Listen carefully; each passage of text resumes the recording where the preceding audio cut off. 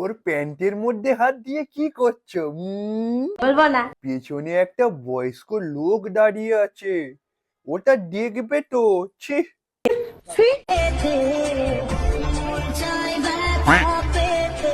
ও মা গো, এ তো reel shooting এর জন্য অ্যাক্টিং পর্ব চলছে।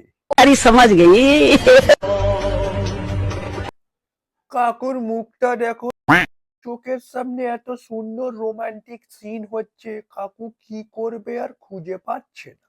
জায়গা দরকার। অত সস্তা না। উফ, কি অভিনয়টা নয় চলছে। ভাইরাল হতে গেলে কি কষ্ট করতে হয় রে বাবা রে বাবা।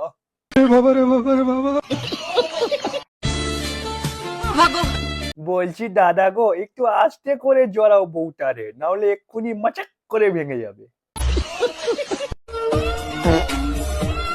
বলছি কি দাদা, এরকম প্রকাশ্যে চুম্বন না দিয়ে না মেয়েটাকে কিছু ভালো মন্দ খাওয়াও। নিজে তো ভালো মন্দ কিনে এত বড় একটা ভুঁড়ি তৈরি করে নিয়েছো, আর বেচারা ওকে দেখো, পুরো কঙ্কাল। আরে এ তো খালি চুমু খায়।